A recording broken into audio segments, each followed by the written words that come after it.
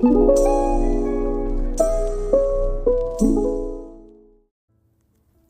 quick refresher from the last video on subnetting. When working with VLSM, there are two key concepts you need to understand: CIDR notation and block size. CIDR notation, or classless interdomain routing, lets you work outside of the traditional classful ranges, giving you more flexibility when assigning addresses. Block size tells you how much to increment your network address by. To find it, look at the last network ID bit in your subnet mask and match it to its value in the binary place value chart. What is VLSM and why use it? VLSM, or Variable Length Subnet Masking, is simply the process of subnetting a subnet. In the last video, we talked about FLSM, or Fixed Length Subnet Mask. FLSM isn't very flexible. It forces you to use the same subnet mask across the entire network. VLSM, on the other hand, lets you assign different subnet masks to different subnets within the same network. Why is this useful? Because it helps optimize your network by matching the subnet size to the actual number of hosts you need. That means fewer wasted IP addresses and more efficient use of your address space. Step-by-step process for VLSM. Number 1, identify how many hosts are needed for each subnet. Number 2, rank the subnets from the largest host requirement to the smallest. This order is crucial. Number 3, select the correct prefix and calculate the subnet mask for each subnet. Be careful here. Choosing the wrong prefix can cause address overlap or wasted space. Number 4, assign addresses starting with the largest subnet first, then work your way down. Number 5, repeat the process until every subnet's needs are met. In this example, we're working with the network 192.168.20.0/24. We need to create 5 subnets. Human resources require 50 hosts, IT needs 30 hosts, sales need 25 hosts, management needs 10 hosts, and the point-to-point connection requires 2 hosts. Let's go step by step to find the correct prefix, subnet mask, block size, and usable ranges for each subnet. We'll start with human resources since it needs the most hosts. Looking at the prefix table, a /26 gives us 62 usable hosts, which is enough for HR. That means our subnet mask is 255.255.255.192. The block size is 64. The network address for HR is 192.168.20.0/26. The broadcast address is 192.168.20.63. And the usable host range is 192.168.20.1 through 192.168.20.62. Next, we'll move to IT, which needs 30 hosts. From the prefix table, a /27 provides 30 usable hosts, a perfect fit. Since the HR subnet used up 192.168.20.0 through 192.168.20.63, the next available network address starts at 192.168.20.64/27. That makes the broadcast address 192.168.20.95. The usable host range is 192.168.20.65 through 192.168.20.94. Before we jump into the demo, let's go over some common mistakes. A lot of people forget to start with the largest subnet first, or they miscalculate the block size and overlap addresses. Another big one is not keeping subnets in order, which can cause wasted space or conflicts. To help with this, I've created a VLSM lab pack you can download. It includes a step-by-step lab, a reference sheet, and a full answer key so you can practice on your own. I'll drop the link in the description if you want to check it out.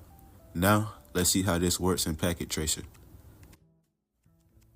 In this lab, we'll assign the first usable IP in each subnet to the PCs and the second usable IP to the router interfaces connected to that subnet. This keeps the network organized and makes sure there's no overlap between devices.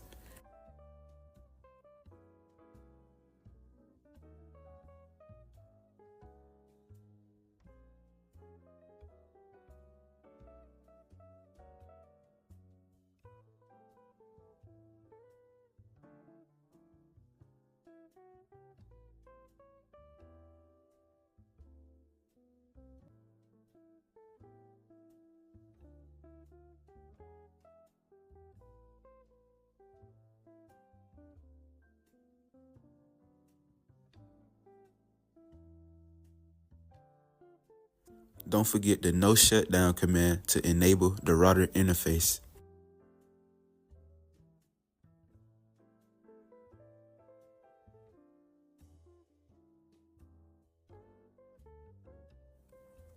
Now assign PC2 the first usable IP and give the router interface on that subnet the second usable IP. Don't forget to set the default gateway to match the router.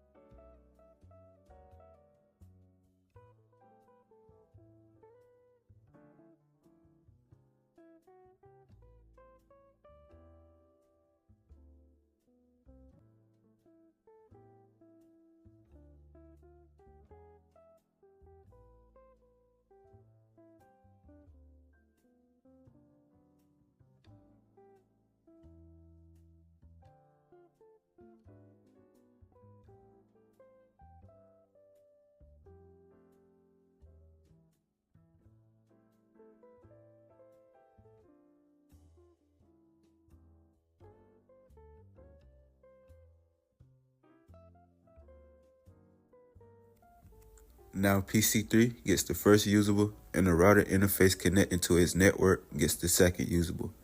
Set the default gateway to match the router.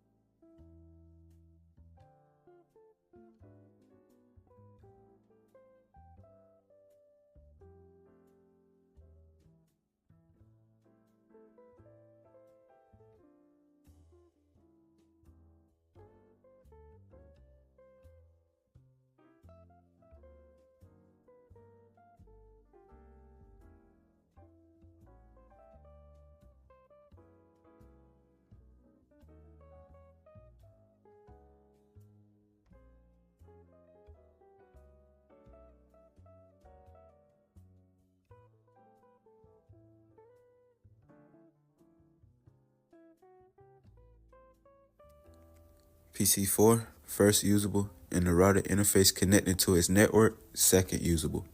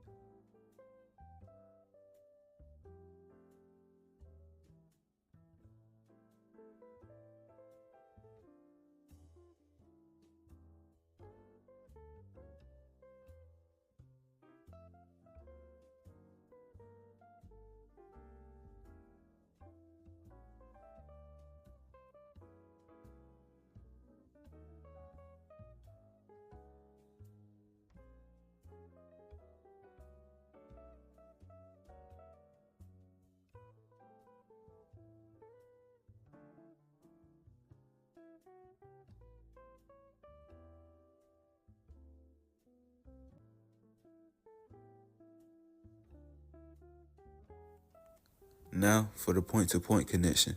Router 1 will use the first usable IP and router 2 will use the second usable IP in that subnet.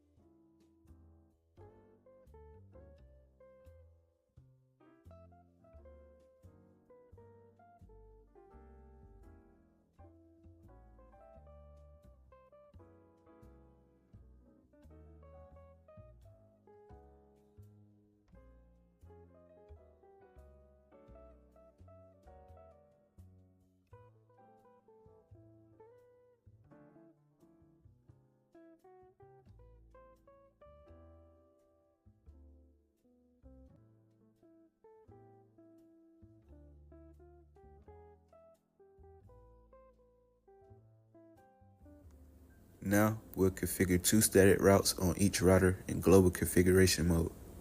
On router 1, we'll add routes to the sales subnet and the management subnet. On router 2, we'll add routes to the HR subnet and the IT subnet. These routes tells the routers how to reach networks that aren't directly connected to them.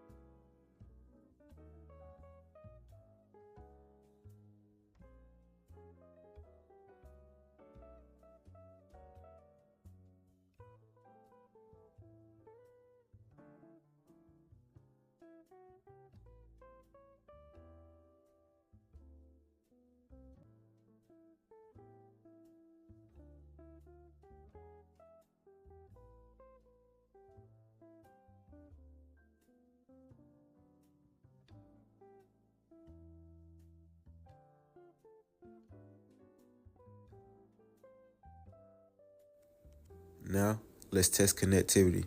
I start by pinging from PC1 to each of the other PCs in the network to make sure all subnets can reach each other.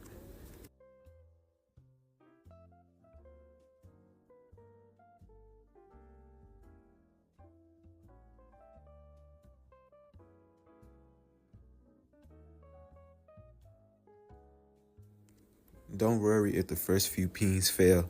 That's just the art process taking place. Once it finishes, the pings should succeed.